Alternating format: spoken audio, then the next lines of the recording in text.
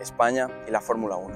Una historia de curvas, velocidad y algunos altibajos que aquí conoceremos. Este deporte tiene mucha historia en nuestro país y esta comienza en octubre de 1951 en el circuito urbano de Pedralbes. Continúa con la alternancia de los grandes premios disputados entre Jarama y Montjuïc e incluso llega al circuito de Jerez de la Frontera, donde se disputó el último Gran Premio en 1990. Y la temporada siguiente la Fórmula 1 aterrizó en Montmeló, circuito con presencia hasta el día de hoy.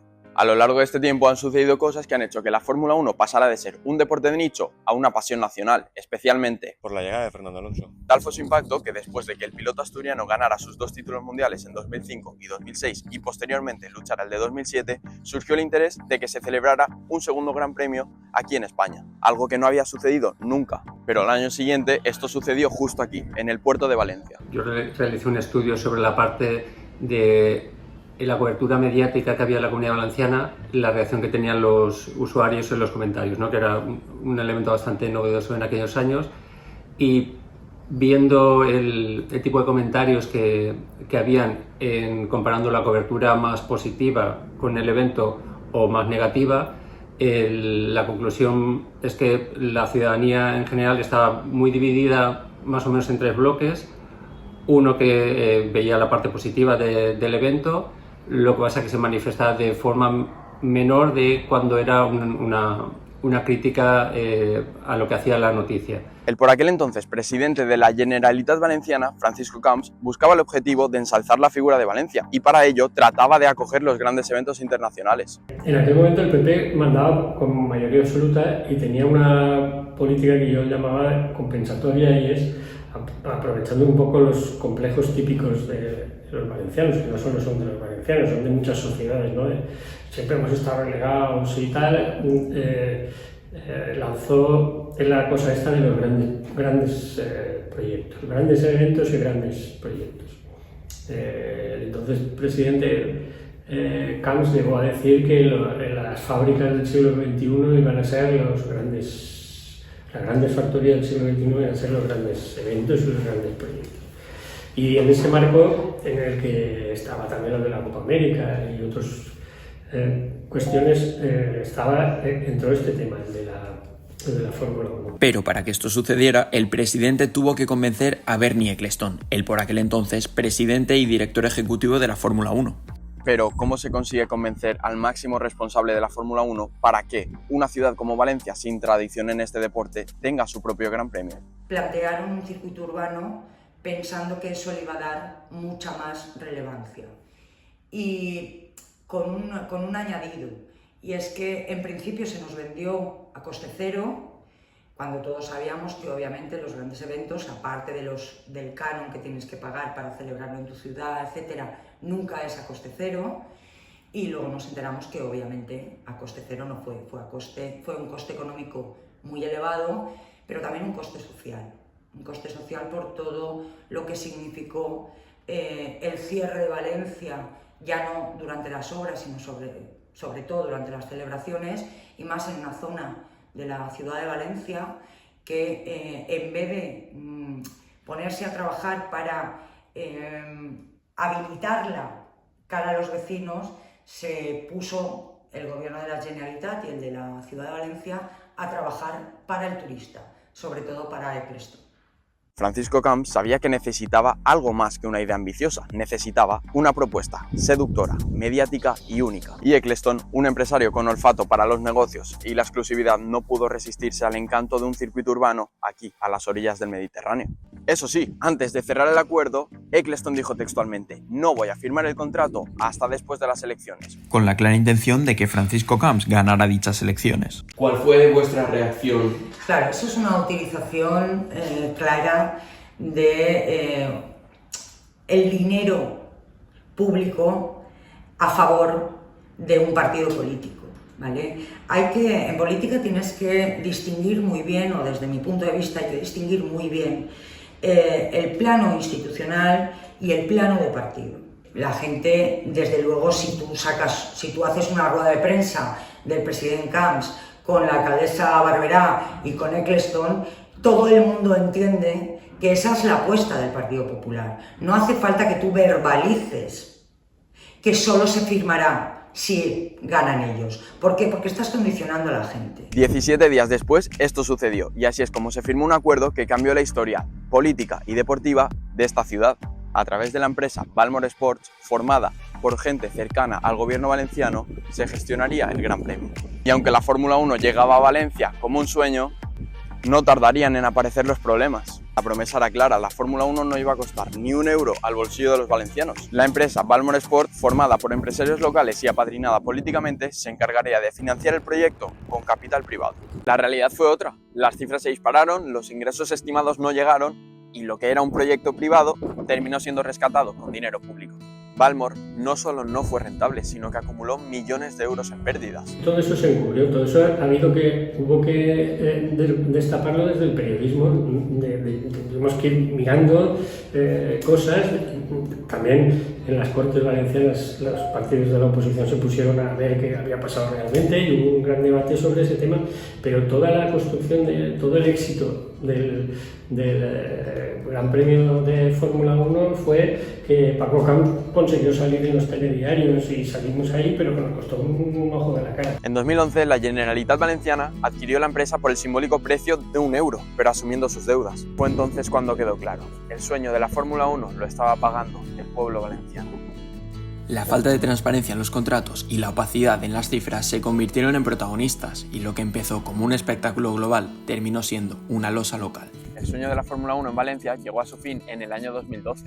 Lo que comenzó como una promesa de modernidad y proyección internacional terminó convertido en un símbolo de decepción en todos los sentidos. En lo deportivo, el Gran Premio de Europa decepcionó a todos los aficionados de la máxima categoría del automovilismo, con carreras en las que apenas se veían adelantamientos. La excepción se produjo en el último año, donde Fernando Alonso, saliendo desde la 11ª posición, logró cruzar la línea de meta por delante del resto después de una increíble carrera.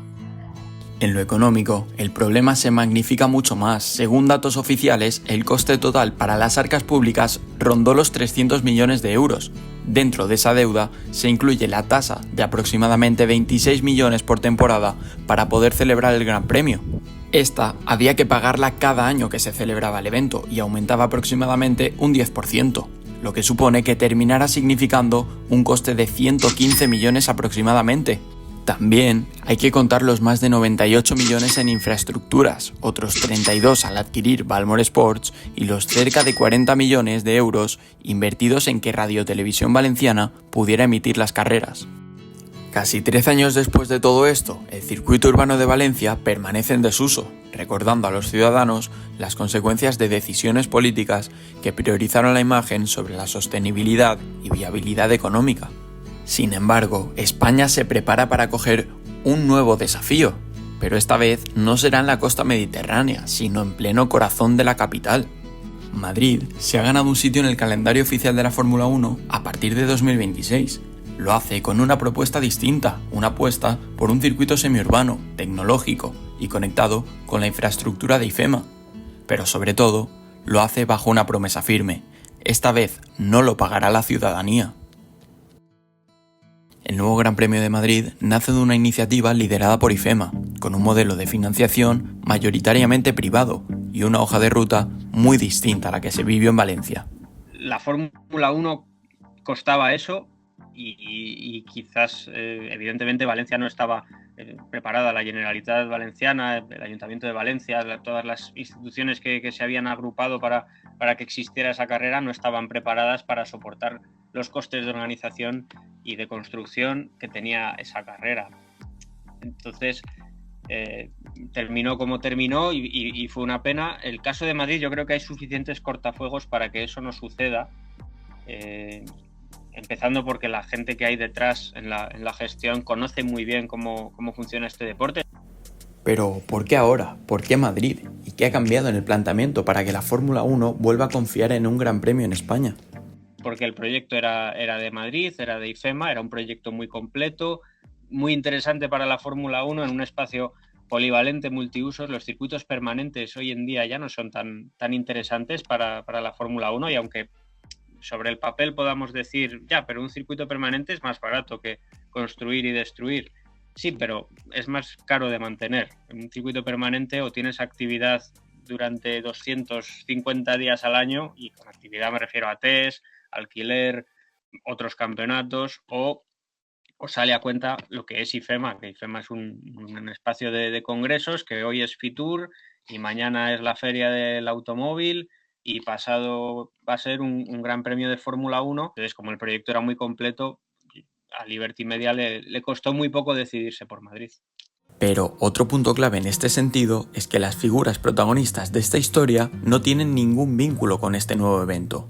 Eccleston, después de 39 años en el cargo, fue reemplazado por Chase Carey en 2017, pasando a ocupar un cargo honorífico, mientras que Francisco Camps dimitió como presidente de la Generalitat en 2011, después de ser acusado por un delito de cohecho impropio por la causa de los trajes vinculados a la trama Gürtel. Pero además de esto, la que debía ser la gran diferencia entre el Gran Premio de Valencia y el nuevo Gran Premio de Madrid es el modelo de financiación. Mientras que en Valencia la promesa inicial de financiación privada se desdibujó con el paso de los años, en Madrid IFEMA ha apostado desde el primer momento por un modelo autosuficiente, en el que no se comprometen fondos públicos para sufragar el evento. La propia empresa de IFEMA, en colaboración con socios privados y con el respaldo institucional a nivel logístico pero no financiero, lidera la operación, asegurando que los costes del evento serán sufragados mediante patrocinios, venta de entradas, derechos de imagen y acuerdos de explotación comercial. Frente a los más de 300 millones de euros de deuda que dejó el fallido experimento en Valencia, Madrid busca garantizar la rentabilidad del Gran Premio desde su primera edición, con previsiones que apuntan a un impacto económico de hasta 450 millones de euros anuales para la ciudad. La Fórmula 1 le pone en el mapa como uno de los grandes polos del mundo del deporte. Ya lo era por el fútbol, pero si tú te fijas la lista de ciudades que están en el calendario, es que estamos hablando de Miami, de Las Vegas, que falta Londres y falta París, pero Madrid es la única capital europea que tiene un gran premio de Fórmula 1 y eso le va a dar una visibilidad como ciudad turística, como lugar de negocios, como centro neurálgico de los deportes, que eso evidentemente vale mucho más de lo que va a costar, por eso Madrid está dispuesta a asumirlo. El circuito que acogerá el nuevo Gran Premio de España ya tiene nombre, Madrid. La actualidad del proyecto avanza a muy buen ritmo. Tras la firma oficial del acuerdo con la Fórmula 1, el circuito se encuentra en su fase inicial de construcción, con el objetivo de poder estrenarse en el calendario de la Fórmula 1 en las mejores condiciones posibles. En todo lo relativo a la gestión estoy bastante más tranquilo porque la Fórmula 1 es un negocio muy complejo, organizar un gran premio es una tarea complicada y hay que reconocer, vengas de la izquierda o de la derecha, que cuantas menos cabezas políticas haya por ahí dentro de los órganos de dirección, mucho mejor para el desarrollo de todo. Lo que demuestra que aún falta trabajo por hacer, pero que el proyecto tiene buena pinta. Zonas como esta formarán parte del circuito semiurbano de Madrid, en el cual se combinan tramos de vía pública en el entorno de IFEMA y Valdebebas con zonas construidas específicamente para la competición. Un modelo híbrido que pretende ofrecer espectáculo y a la vez minimizar el impacto urbano. Lo que está claro es que Madrid está ante una gran oportunidad, y todo esto mientras que en algunas calles del puerto de Valencia ya no rugen los motores y el silencio es prácticamente lo único que queda. Los errores ya están cometidos y son más que evidentes. Los protagonistas se niegan a dar la cara y evitan el tema, pero en la vida, cuando algo se va, deja lugar a otra cosa que le sigue. En este caso, el Gran Premio de Madrid. Un proyecto en el que hay muchas expectativas puestas, pero también hay miedo de que se repita la historia y saber si en un futuro Valencia puede volver a ser protagonista en la Fórmula 1 es algo que solamente el tiempo y el destino decidirán.